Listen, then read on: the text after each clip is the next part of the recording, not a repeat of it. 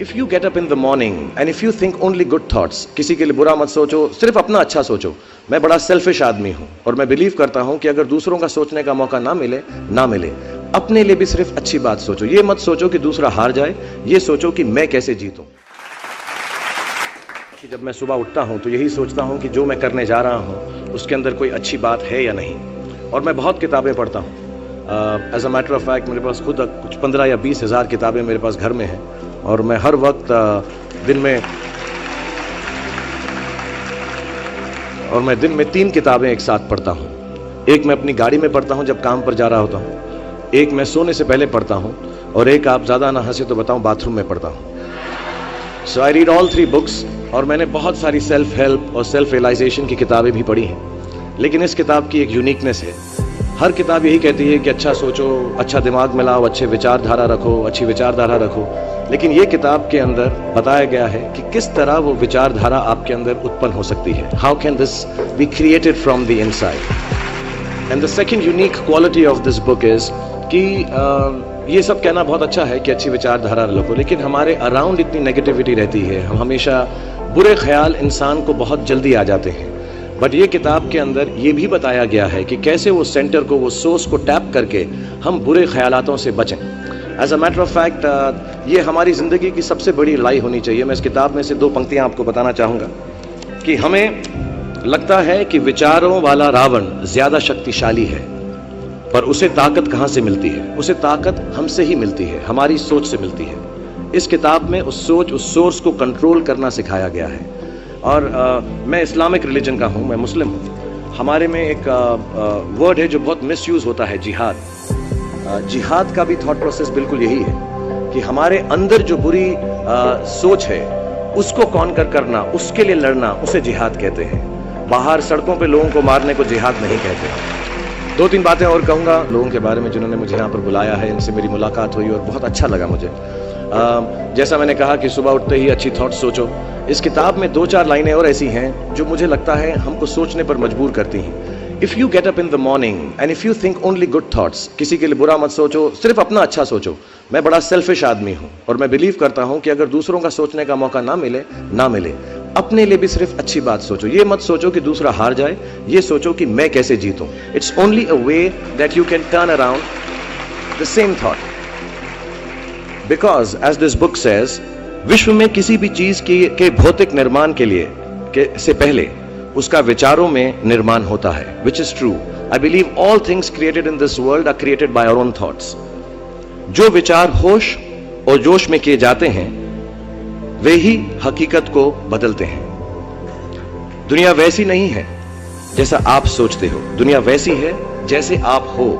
सो जो भी आपको कभी कभार दिल में आता है कि ये इंसान में से अच्छाई नहीं कर रहा है, ये घटिया है, ये बुरा है, ये जो सिचुएशन है अच्छी नहीं है, as a matter of fact अगर आप अपना नजरिया बदल के रात को सोने से पहले उसी आदमी के बारे में उसके पॉइंट ऑफ व्यू से देखें, उसी सिचुएशन को एकदम नेगेटिविटी के बिना देखें, तो आपको मालूम पड़ेगा कि सिचुएशन इतनी बुरी नहीं है। आपके अराउंड जो लोग हैं, दोस्त हैं या दुश्मन जिन्हें आप समझते हैं, वो एक्चुअली दुश्मन नहीं है। So it is the way you think of the world, that is how the world will look to you, is the most important aspect of this book. मुझे अपनी भी मुझसे पूछा इन्होंने सवाल, मैंने पूरा जवाब नहीं दिया कि मैं जब छोटा था तो कैसा सोचता था। मैं सोचता था कि इतना बड़ा स्टार बन जाऊंगा। आई रिमेंबर मैंने टीवी में एक सीरियल किया था, आप लोग शायद बहुत सारे यहाँ पे छोटे इन्होंने देखा नहीं होगा, एक फौजी सीरियल किया था मैंने। एंड पहली बार जब मैं सड़क में जा रहा था तो मैंने देखा 2 औरतें 3 व्हीलर में हैं और सडनली उन्होंने मुझको देखा। मेरा नाम उस सीरियल में अभिमन्यु राय था, फौजी में। और सडनली उन्होंने मुझे देखा और मैंने नोट किया कि उनके मुंह पे इतनी बड़ी मुस्कान आ गई है मुझे देखते ही कि हाय शाहरुख शाहरुख, ऐसा करके वो चिल्लाने लगे।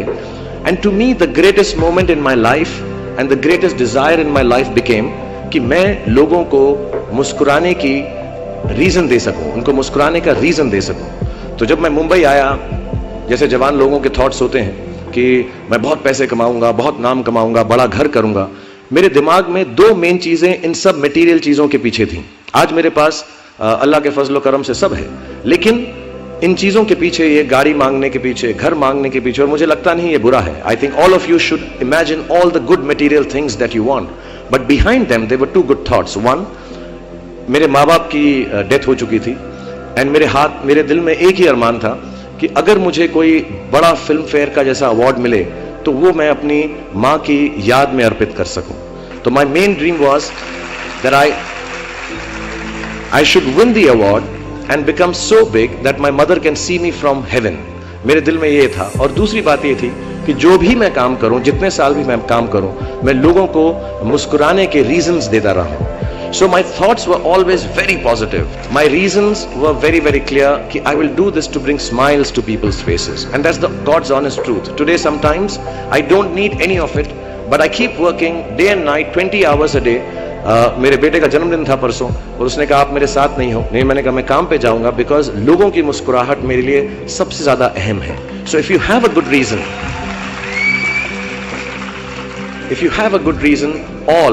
all your thoughts and beliefs and everything that you want in this material world will come through.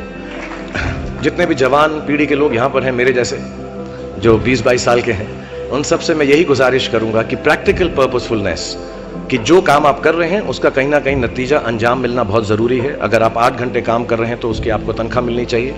अगर आप फिल्मों में काम कर रहे हैं तो आपको उसके लिए अवार्ड मिलना चाहिए। जो भी मटेरियल चीज़ आपके दिल में है उसकी आस्था, उसका दिमाग में उसको हमेशा रखें। मैं कभी भी किसी बच्चे को ये नहीं कहूँगा कि सारी ज़िंदगी सोशल वर्क में गुजार दो, अच्छे काम करो, सिर्फ प्रेयर करो। No, I think you should go and get what you want in life, all the material things. You should have a big house for your family.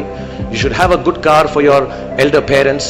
You should be able to educate your sister and your daughter to the best possible way that you can. Please do all that.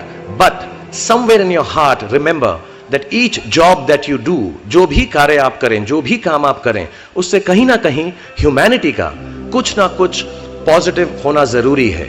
कहीं ना कहीं पर उनका बढ़ावा होना जरूरी है। If you keep that thought in mind, मैं भी आपको बताऊंगा, कुछ लोगों ने स्टीव जॉब्स के बारे में सुना होगा। अभी रिसेंटली उनका देहांत हुआ। उनको कैंसर था, पैनक्रियाटिक कैंसर था।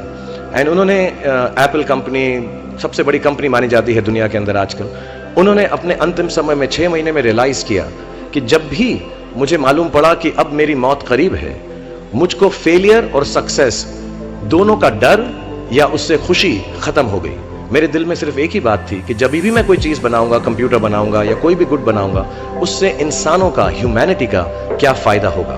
So I want to tell all the youngsters, please do whatever you want to do in terms of being well off materially, but somewhere keep a spiritual thought that the world should be a better place because you were born in it. बुरे लोगों की संगत करके अगर व्यक्ति बिगड़ सकता है तो अच्छे लोगों की संगत करके बन भी सकता है साहब। आप किसी मिडिल क्लास व्यक्ति के पास जाइए, आप किसी एवरेज पर्सन के पास जाइए, बोलिए साहब संगत का असर क्या होता है, बोलेगा ना जी ना, कभी मत करना, संगत का असर बड़ा खराब होता है। यही बोलेगा ना, 99% यही बोलेगा। अब जाओ किसी सफल आदमी के पास जाओ और बोलो, सेम सवाल करो कि साहब संगत का असर क्या होता है, बोलेगा साहब 1 नंबर की चीज है, अगर बन जाए ना तो आदमी कामयाब हो सकता है। इसको बोलता हूं positive attitude. There is a basic difference, there is a basic difference between successful person and failure. एक बाप अपने बच्चों को यही सिखाता है कि बेटा संगत का असर बड़ा खराब होता है, संगत से आदमी बिगड़ सकता है। क्यों? क्योंकि उसको पता है कि मोहल्ले में सब नालायक लोग रहते हैं। हमारे पिताजी हमको यही सिखाते थे, बेटा संगत का असर बहुत खराब होता है।